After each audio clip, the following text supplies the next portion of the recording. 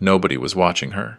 I stood at the doorway of my own house and saw my wife Margaret lying in that hospital bed we'd set up in the sunroom, staring at the ceiling, tears running down her temples into her gray hair. Downstairs I could hear my daughter Rebecca's voice, loud and confident, laughing with her husband Todd and his parents. They were celebrating something, making toasts.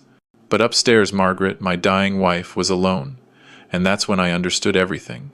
But let me start from the beginning, because this story isn't just about what I found when I came home early. It's about what happens when you build something for 40 years, and the people you built it for decide they'd rather have it now than earn it. My name is Edward Mitchell. I'm 64 years old. I own Mitchell & Sons Construction, a commercial building company based in Nashville, Tennessee. We specialize in medical facilities, hospitals, clinics, rehabilitation centers. Over 4 decades, I built this company from a 2-man crew working out of a pickup truck to a firm with 200 employees and annual revenues of $55 million. It's a life's work. Every brick, every beam, every contract represents sweat and sacrifice and years of getting up at 4 in the morning to beat the competition to job sites. My wife Margaret is 62. We married 41 years ago when I was a laborer making $8 an hour, and she was a nursing student working night shifts to pay tuition. We built everything together. She managed the books for the first 15 years while working full-time as an emergency room nurse. She was the one who kept us afloat during the lean years, the recessions, the times when payroll was due and contracts hadn't paid yet. Margaret is the foundation of everything I achieved. Without her, there would be no company, no success, no legacy. We have one daughter, Rebecca. She's 37 years old. She has an MBA from Vanderbilt. She works in pharmaceutical sales, or she did until she married Todd Brennan 3 years ago. Todd comes from a family that used to have money, old Nashville money from real estate and banking, but his father made bad investments in the 2008 crash and lost most of it. They still act like they're wealthy, still live in Belmead in a house that's mortgaged to the ceiling, still drive German cars they lease, still send their kids to private schools they can barely afford. And when Rebecca married Todd, she started acting the same way. Expensive tastes, luxury vacations, a lifestyle that required more money than they earned. And where did they come for that money? To us. To me and Margaret. Dad, we need help with the down payment on the house, just a loan. We'll pay you back. Dad, Todd's company didn't give bonuses this year. Can you cover our property taxes? Just this once. Dad, the kids' school tuition went up. We're short by $12,000. Can you help? Every time I helped. Because she was my daughter, my only child. Because I wanted her to have security, to have the life Margaret and I had worked so hard to build. And every time, the promise to pay back never materialized. The loan became a gift, became an expectation. Margaret saw it more clearly than I did. Edward, you're enabling them. They'll never stand on their own feet if you keep catching them every time they fall. But she's our daughter, I know.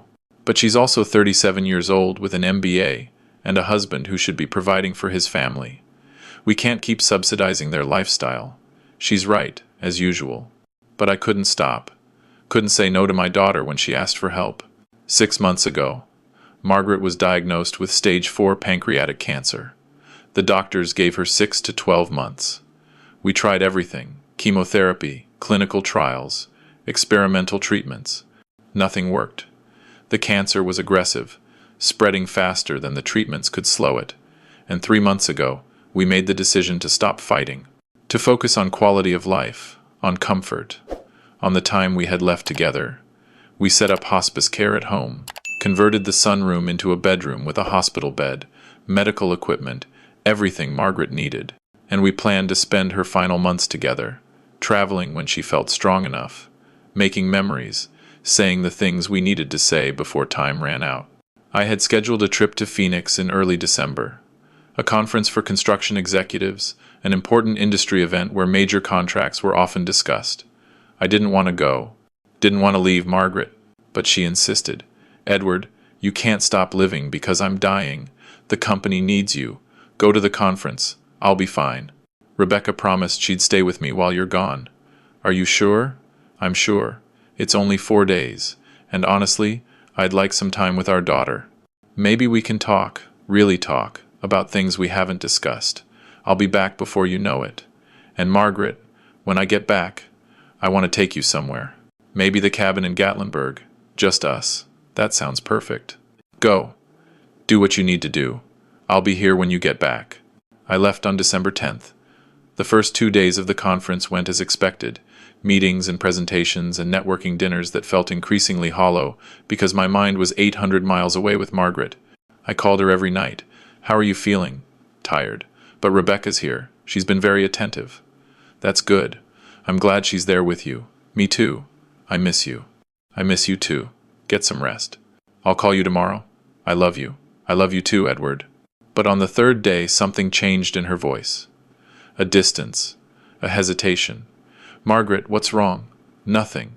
I'm just tired. You sound upset. Did something happen? No. Rebecca's taking good care of me. She's been here the whole time. Then what is it? I can hear it in your voice. Edward, just focus on your conference. We'll talk when you get home. Margaret, you're scaring me. Tell me what's happening. It's nothing. Really. I'm probably just being emotional. The medications make me weepy sometimes. If you're sure, I'm sure. I love you. Finish your meetings. Come home safe. I'll see you in 2 days. But I couldn't shake the feeling that something was wrong. The way her voice had trembled. The way she'd changed the subject when I asked about Rebecca. And the more I thought about it, the more anxious I became. So that night I made a decision. I canceled my remaining meetings. Booked the first flight back to Nashville. I'd surprise Margaret, come home a day early, be there with her like I should have been all along. I didn't tell anyone I was coming back. Not Margaret, not Rebecca. I wanted to surprise them. To walk in and see Margaret's face light up when she realized I was home. I landed in Nashville at 3 in the afternoon on December 13th. Took an Uber from the airport straight to our house in Forest Hills. It was a cold, gray December day, the kind where the sky presses down heavy and damp. Our house, a large Tudor-style home we'd built 20 years ago on 2 acres with views of the surrounding hills, looked warm and inviting from the street. Lights on in multiple windows. My truck in the driveway. Rebecca's SUV parked beside it. And Todd's car. And another car I didn't recognize. A black Lexus sedan. I paid the Uber driver, grabbed my overnight bag, walked up to the front door. I had my keys ready, but I paused. Through the windows, I could see movement in the living room. Could hear voices, multiple voices, and laughter. Laughter? Why was there laughter in a house where someone was dying? I put my key in the lock, turned it slowly, opened the door as quietly as possible, and I heard my daughter's voice clearly from the living room. So the revised trust gives us immediate access to the property holdings upon transfer. And the life insurance policies, how soon do those pay out after? Standard is 30 to 60 days after the death certificate is filed. If we have all the paperwork ready, we can probably get the first disbursement within 3 weeks. I stood frozen in the entryway. Property holdings, life insurance, disbursements. I moved silently toward the living room, staying in the shadows of the hallway, and I looked through the doorway. Rebecca was there, sitting at our dining table that had been moved into the living room. Todd was beside her. Todd's parents, Richard and Patricia Brennan, sitting across from them. And 2 other people I didn't know, a man and a woman in business attire with briefcases open on the table. Documents spread everywhere, financial statements, property deeds, insurance policies. My insurance policies. Margaret's insurance policies. And on the table, clearly visible, a document with the heading, Estate Planning and Asset Distribution Strategy. They were planning Margaret's estate, while she was still alive, while she was upstairs dying. They were sitting in my living room, dividing up everything Margaret and I had built, and nobody was with her. I backed away silently, my heart pounding with a fury so cold and pure it felt like ice in my veins. I turned toward the stairs, taking them 2 at a time as quietly as I could, and I went to the sunroom. Margaret was there in the hospital bed, exactly as I'd imagined. Lying on her back, staring at the ceiling, tears streaming down her face, the IV drip running, the morphine pump beside the bed, and on the nightstand, a glass of water just out of reach. She'd been asking for water, and nobody had come. Margaret, I whispered. Her head turned slowly, her eyes unfocused from the medication, and then she saw me. Edward? I thought you weren't coming back until tomorrow. I came home early. I missed you. And thank God I did. She started crying harder, and I moved to her side, holding her hand, wiping her tears. What's happening? What are they doing down there? They've been down there for 3 days. Lawyers, accountants, Todd's parents, planning everything. Rebecca said it was necessary. Said we needed to get our affairs in order while I could still sign documents. That you'd want this handled professionally. But Edward, the documents they brought, the papers they wanted me to sign, they weren't just about organizing our estate. They were about transferring assets now, while I'm still alive. I refused, told them I needed to talk to you first. And Rebecca, she got so angry. Said I was being selfish. Said I wasn't thinking about her future, about the grandchildren. Said that you'd agree with her if you were here. I didn't know what to do. Did you sign anything? One document. A power of attorney. Rebecca said it was just so she could handle bills while I'm sick. Edward, did I make a mistake? Let me see it. Where is it? In that drawer. The nightstand. I opened the drawer, found the document, and my blood ran even colder. It wasn't a simple power of attorney for handling bills. It was a durable power of attorney giving Rebecca full authority over all financial decisions, all medical decisions, all property decisions. With this document, Rebecca could sell our house, access our bank accounts, make decisions about Margaret's care, everything.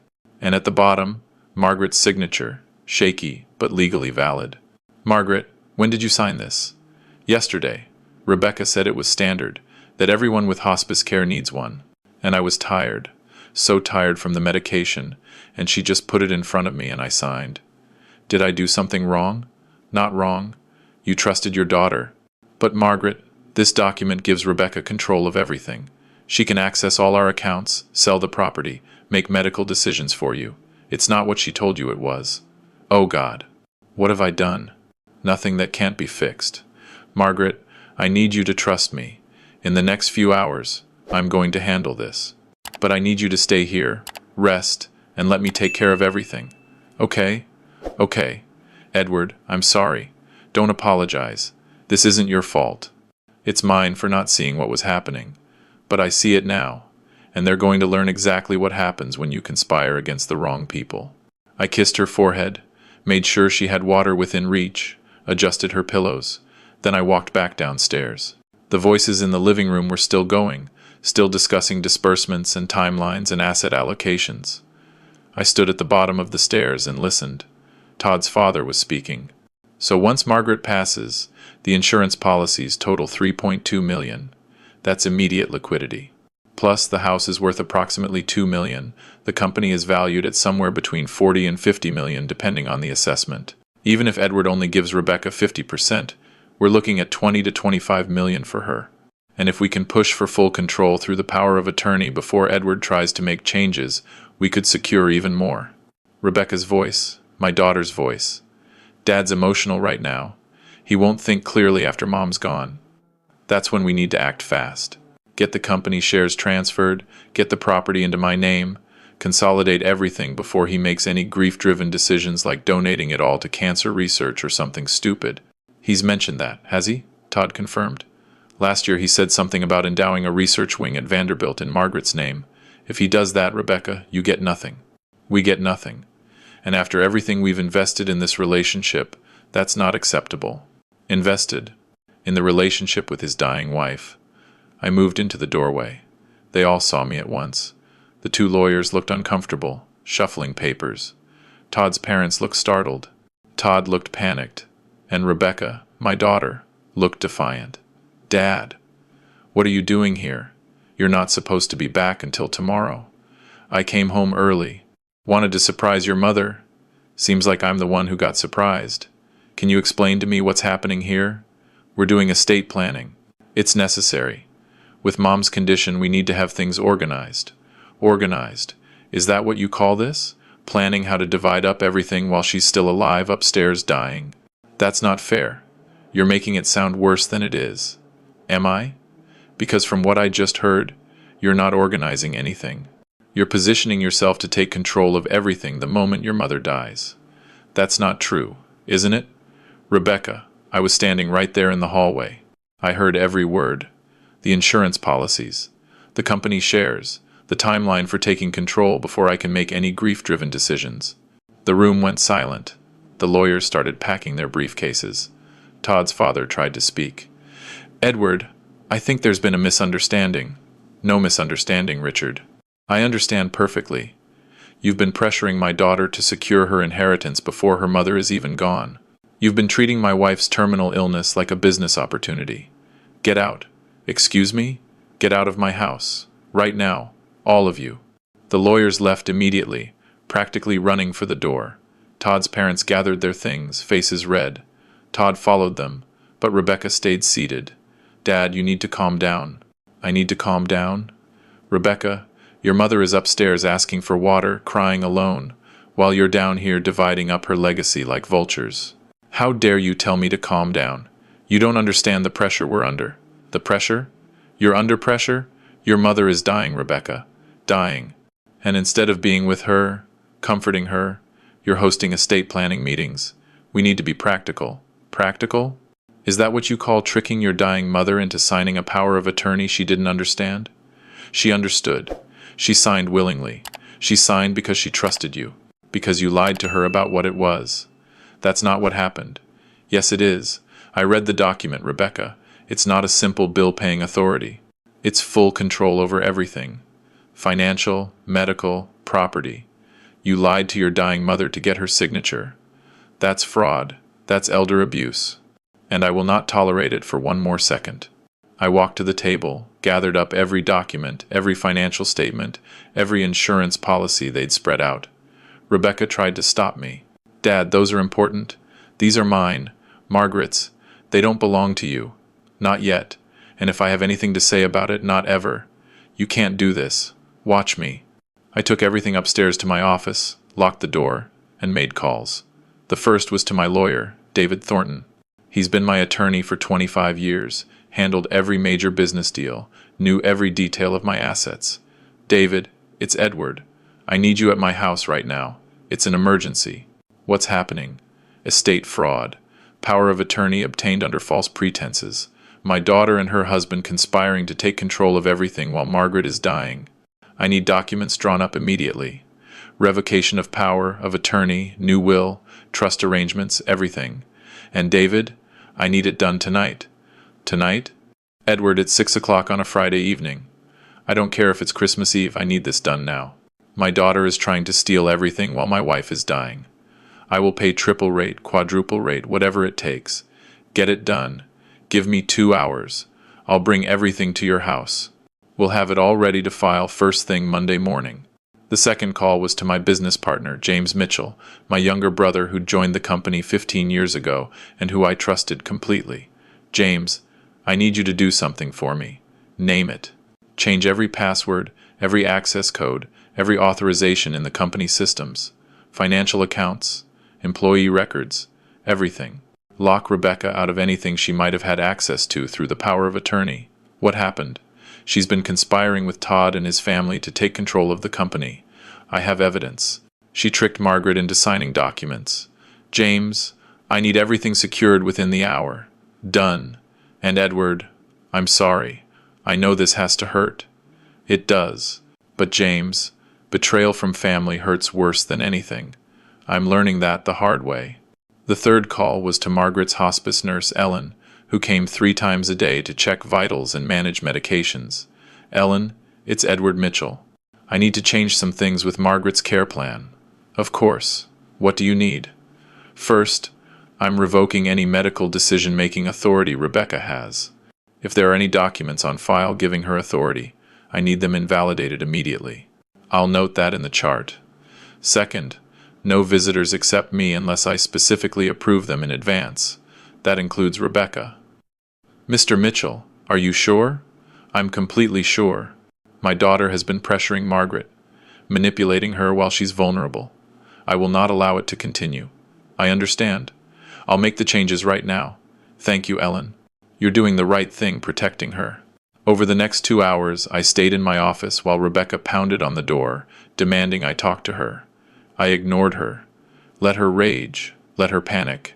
Let her realize that the easy inheritance she'd been planning was evaporating. At 8 o'clock, David arrived with his associate, carrying thick folders of documents. We spread everything out in my office while Rebecca's shouting continued from downstairs. Edward, here's what I have. Complete revocation of the power of attorney. effective immediately. All existing medical and financial authority Rebecca had is terminated. New will. Everything goes into an irrevocable trust with you and Margaret as co-trustees during your lifetimes. After Margaret passes, you remain sole trustee. Upon your death, everything goes to the Margaret Mitchell Memorial Foundation for Cancer Research. Rebecca receives $25,000, a token amount so she can't claim she was forgotten, but effectively disinherited. What about the company? Company shares transfer into the trust. Your brother James can remain as operational partner, but ownership stays in the trust. Rebecca has no claim, no access, no authority. Ever. Perfect. And the house? Also in the trust. Rebecca cannot inherit it, cannot force a sale, cannot access any equity. It's completely protected. How fast can we file this? Monday morning, 8 a.m. when the courthouse opens. I'll have everything filed, notarized, certified. Within 24 hours, this will all be legally binding and irreversible. Do it. We spent the next hour going through every document, signing everything, having David's associate witness and notarize. And when it was finished, when the papers were complete, I felt something shift. The cold fury was still there, but now it had purpose, direction. At 10 o'clock, I went downstairs. Rebecca was in the living room with Todd, both of them looking exhausted and angry. She stood up when she saw me. Dad, we need to talk. No, you need to listen. First, the power of attorney you tricked your mother into signing has been revoked. You have no authority over any medical decisions, any financial decisions, anything. Second, the will has been changed. Everything goes into a trust. The house, the company, the insurance policies, all of it. You will inherit $25,000 and nothing more. That's insane. You can't do that. I absolutely can, and I already have. All the documents will be filed Monday morning. Third, you and Todd are no longer welcome in this house. You need to leave now. This is my mother's house too. Your mother is upstairs dying, and you spent the last 3 days plotting how to steal her legacy instead of comforting her. You lost the right to call this your house. Dad, please, don't please me. Rebecca, I gave you everything. The best education, financial support, your entire adult life, every opportunity. And this is how you repay me? By conspiring to take everything while your mother is dying? By tricking her into signing documents she didn't understand? That's not just greed, that's cruelty. We were just trying to be prepared. Prepared? You were celebrating. I heard you. Discussing disbursements and timelines like your mother's death was a business transaction. That's unforgivable. So what? You're just cutting me off completely? You chose this path, Rebecca. You chose to see your mother's terminal illness as an opportunity. You chose to bring in lawyers and accountants to divide up an estate while she's still alive. Those choices have consequences. And the consequence is you get nothing. But the grandchildren? Your grandchildren, don't they deserve to know you? They do. And when they're older, if they want a relationship with me, we'll discuss it. But right now, their mother is teaching them that family is transactional, that inheritance matters more than relationships, and I will not reward that lesson. Now leave. Todd grabbed Rebecca's arm, tried to pull her toward the door. She resisted. Dad, you're going to regret this. The only thing I regret is not seeing who you'd become years ago, not protecting your mother from this. But I see it now, and you are leaving. Now. Or I call the police and have you escorted out for elder abuse. You wouldn't. Try me. Rebecca, for the first time in your life, understand that I mean exactly what I say. Leave. Now. They left. I watched them drive away, taillights disappearing down the driveway. Then I locked the door, set the alarm, went upstairs to Margaret. She was awake, the medication wearing off enough that her eyes focused when I entered. Is it over? For tonight. But Margaret, there's something you need to know. I told her everything. The documents I'd signed, the changes to the will, the disinheritance, and I expected her to protest, to say I was being too harsh, too cruel. But instead, she smiled weakly. Good. Edward, I've been lying here for 3 days watching our daughter become someone I don't recognize. She's not the child we raised. She's someone who sees my death as a windfall, and that person doesn't deserve what we built. Do you think I'm wrong? For cutting her off completely? No. I think you're protecting what we worked 40 years to create. And Edward, I think you're teaching her the only lesson that might save her. that actions have consequences. That family is earned, not automatic. That she can't manipulate her dying mother and expect no repercussions. I held her hand, and we sat there in the quiet of the sunroom, listening to the sounds of the house settling. For the first time in weeks, Margaret looked peaceful, and I realized that protection sometimes means being willing to become the villain in your own child's story. Over the weekend, Rebecca called 37 times. I didn't answer. Todd's parents called. I blocked them. On Monday morning, David filed everything. By noon, it was official and irreversible. Rebecca was disinherited. The power of attorney was void.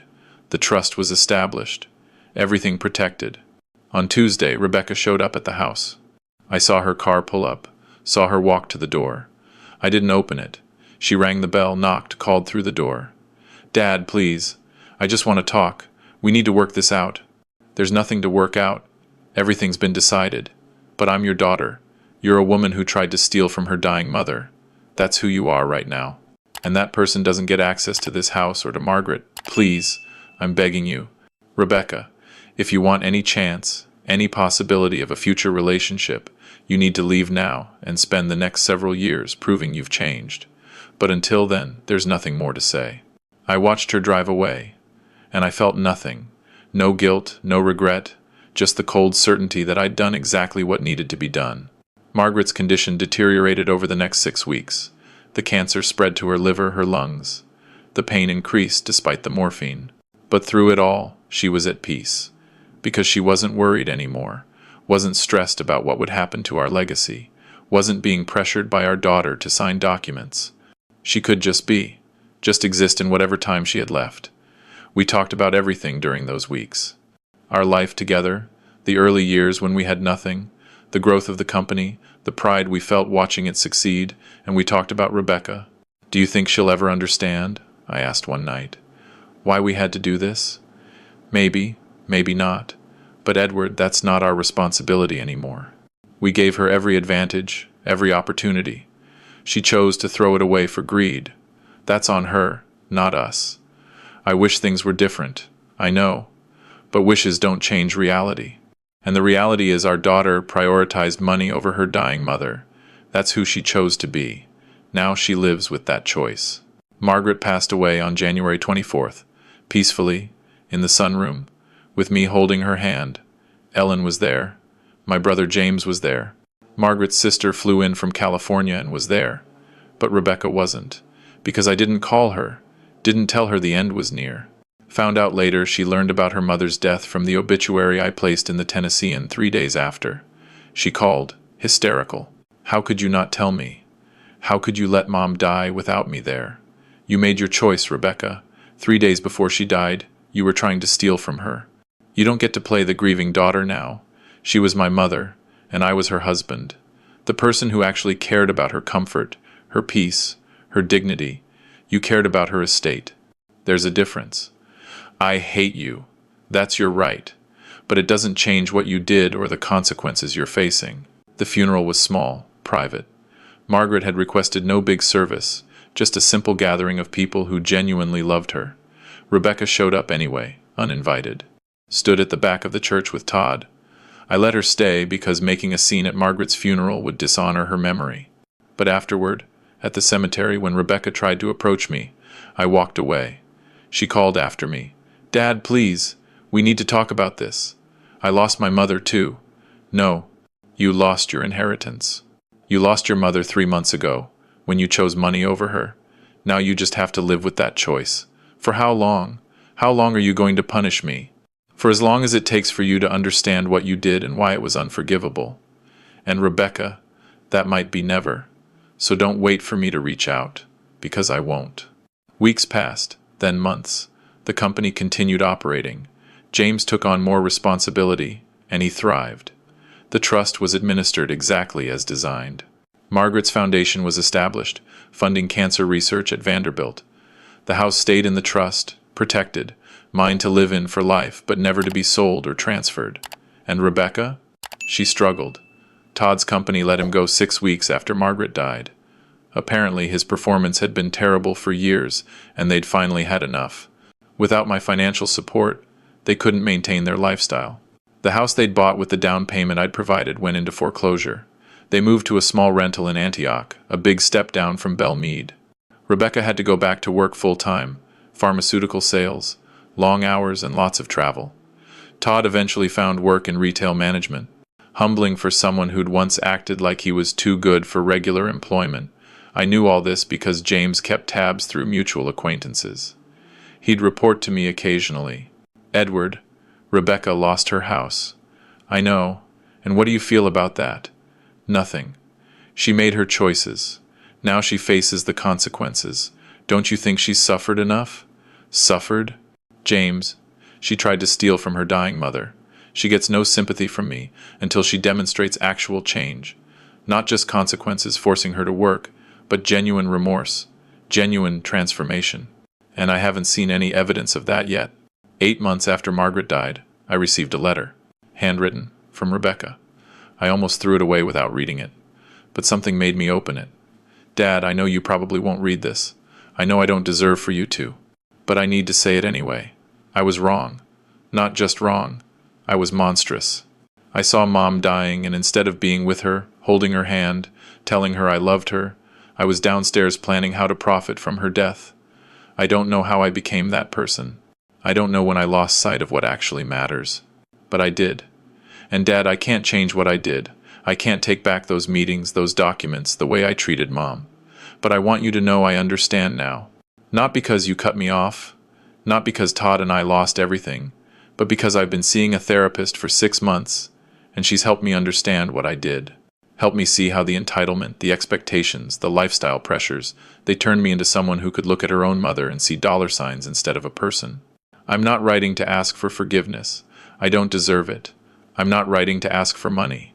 I know that's over. I'm just writing to tell you I understand, and that I'm sorry.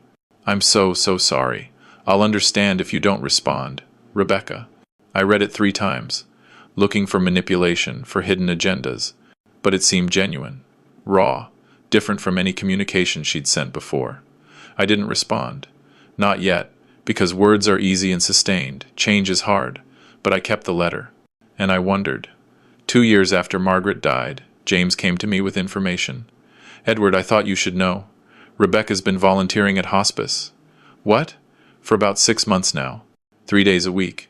She sits with dying patients who don't have family, reads to them, talks to them, makes sure they're not alone." "How do you know this?" Ellen told me. "You're Margaret's hospice nurse. She's working at the same facility where Rebecca volunteers." She said Rebecca's been exceptional.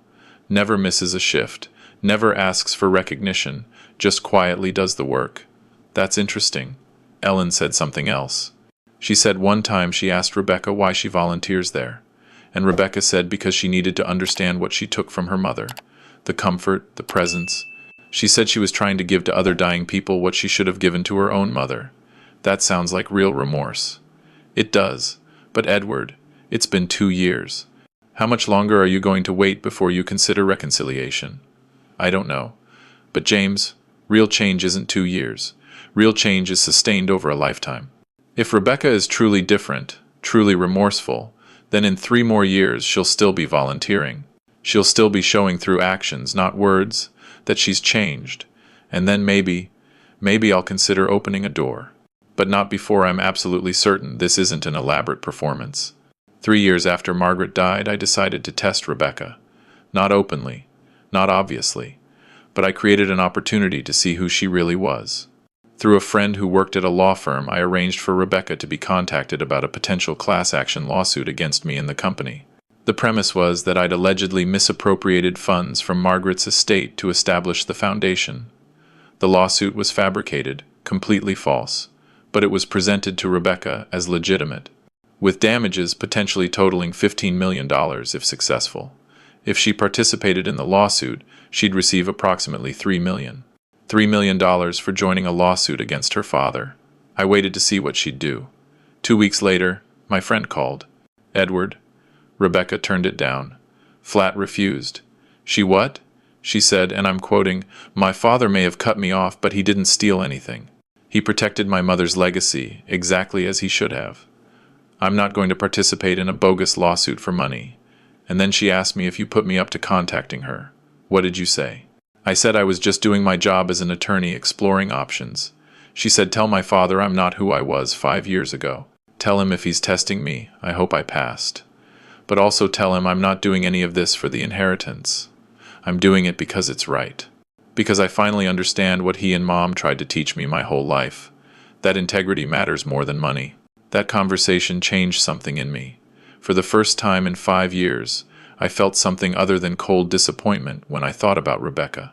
I felt hope, small, tentative, but real. 1 month later, I drove to the hospice facility where Rebecca volunteered.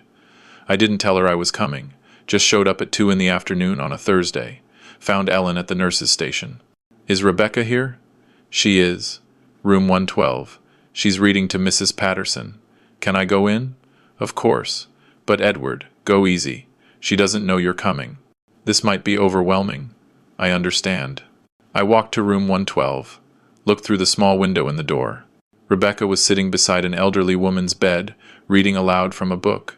Her voice was gentle, patient, and the dying woman was listening, eyes closed, a faint smile on her face. I knocked softly.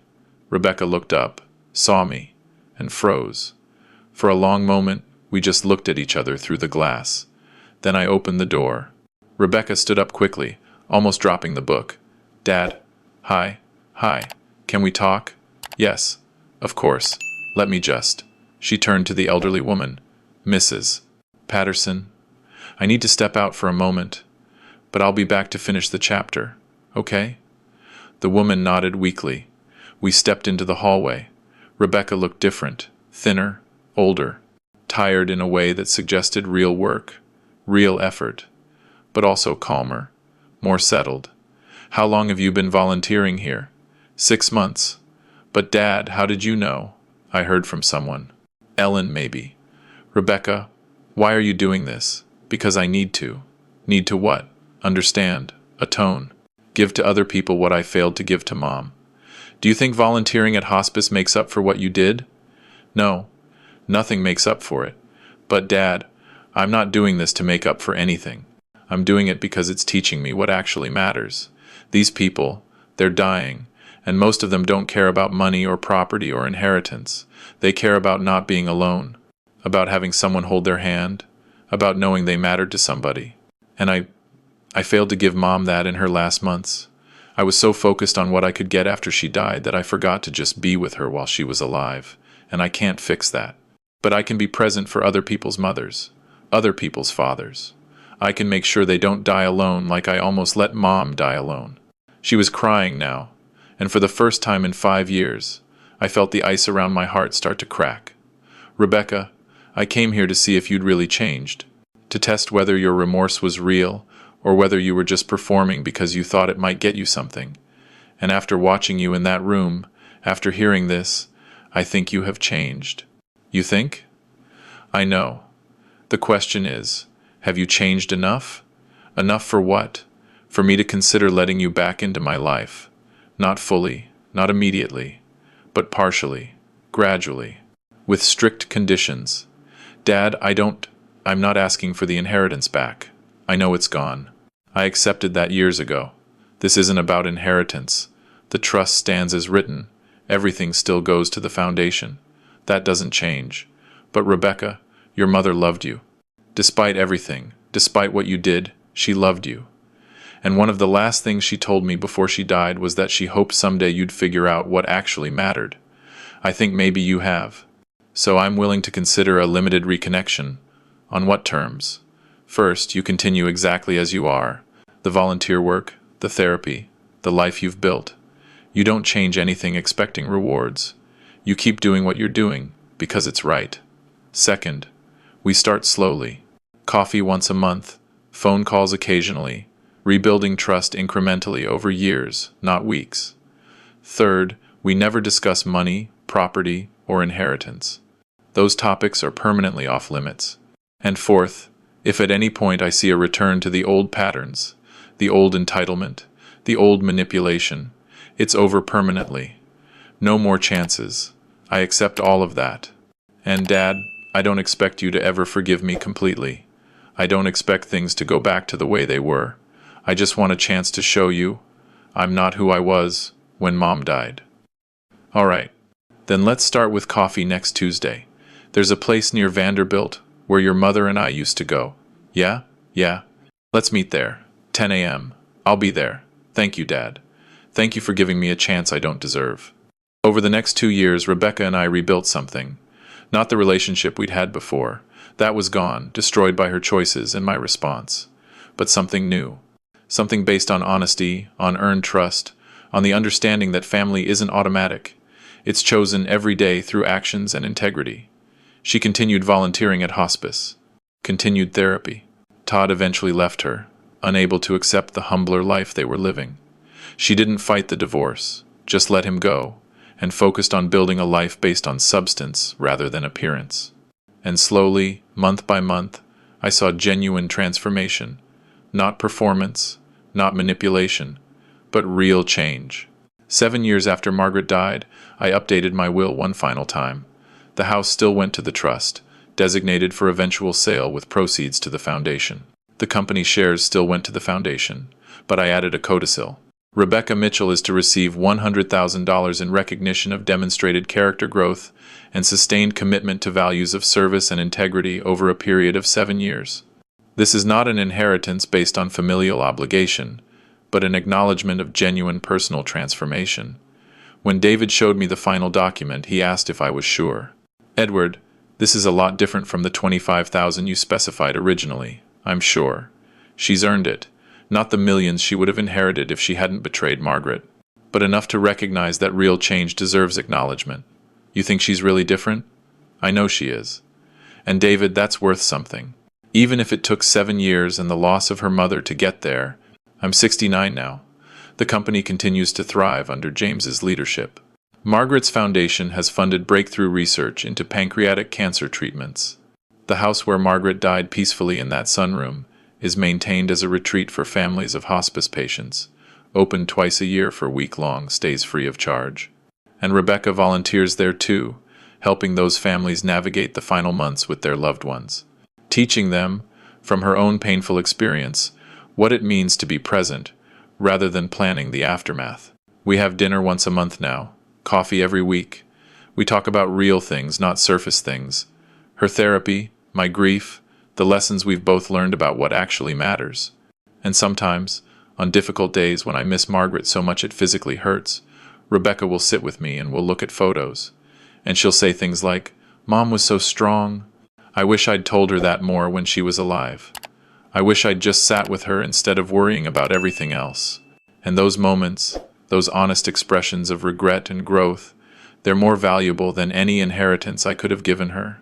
If you're listening to this on Edward's revenge stories, understand something fundamental.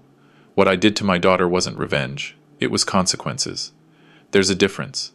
Revenge is about hurting someone because they hurt you. Consequences are about protecting what matters and teaching lessons that might, if you're very lucky, create real change. When I came home early and found Rebecca hosting estate planning meetings while Margaret lay dying upstairs alone, I had a choice. I could have accepted it. Could have told myself that's just how adult children think about inheritance. Could have enabled the behavior by staying quiet. But enabling isn't love. It's cowardice disguised as compassion. So I chose consequences. Swift, severe, permanent consequences. And yes, it meant 7 years of separation from my only child. 7 years of missing milestones, of watching from a distance, of wondering if she'd ever truly change or if I'd lost her forever. But those 7 years also gave Rebecca something no inheritance ever could. They gave her the opportunity to discover who she really was when everything was stripped away, when money and property and expectations were gone, and all that remained was the fundamental question, who do you want to be? For the first 3 years, she didn't know the answer. For the next 2, she was learning it. For the last 2, she's been living it. And now, 7 years later, I have a daughter who understands the difference between entitlement and privilege, between expectation and gratitude, between taking and giving. She'll never inherit millions, never get the company or the house or the easy wealth she once assumed was hers. But she has something more valuable. She has character. She has integrity. She has the knowledge that she faced her worst self, recognized it, and chose to become someone different. And that transformation, that hard-won growth, is worth more than any estate I could leave behind. Margaret would be proud of the woman Rebecca has become, not the woman she was 7 years ago. Not the daughter who saw her dying mother as an obstacle to wealth, but the woman who sits with dying strangers and makes sure they don't spend their final days alone. The woman who volunteers not for recognition but for penance. The woman who finally learned what her parents tried to teach her from birth, that the measure of a life isn't what you accumulate, but what you give. From Nashville, at 69 years old, living in a house that holds both the worst and best memories of my life. I wish you the wisdom to know when love requires toughness, the courage to enforce consequences even when it hurts, and the patience to wait, sometimes for years, to see if real change is possible. Rebecca conspired against her dying mother. She paid the price for 7 years. But she also gained something invaluable, the chance to become a person worthy of her mother's memory. And that second chance, earned through sustained effort and genuine transformation, is the only inheritance that actually matters. The house I defended that December afternoon is now a place of healing. The company I protected now funds research that might save lives Margaret's couldn't be saved, and the daughter I almost lost forever is slowly finding her way back, not to wealth, but to wholeness. That's not revenge, that's redemption, and it's worth every hard year it took to get here.